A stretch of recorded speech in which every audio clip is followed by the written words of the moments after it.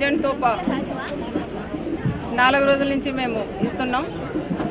ప్రతి ఒక్కరూ కూడా దీంట్లో పాల్గొని జన్మభూమి కమిటీ సభ్యులైతేమి, ఎమ్మెల్యేలు కానీ, మంత్రులు కానీ, ఎమ్మెల్సీలు, ముఖ్య నాయకులందరూ కూడా పాల్గొని చంద్రన్న రంజాన్ తోపా అందిస్తున్నారు.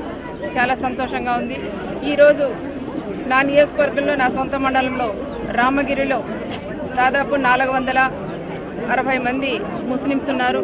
దూదేకుల వాళ్ళు కానీ ముస్లిమ్స్ అంతా కలిసి 460 మందికి ఈరోజు చంద్రన్న రంజాన్ తోపా కూడా అందించాం.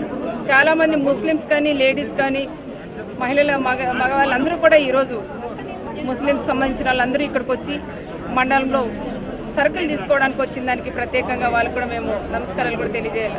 చంద్రబాబు నాయుడు గారు ఈరోజు మన తెలుగుదేశం ప్రభుత్వం వచ్చిన తర్వాత ఇది 4వ సారి అంటున్నారు.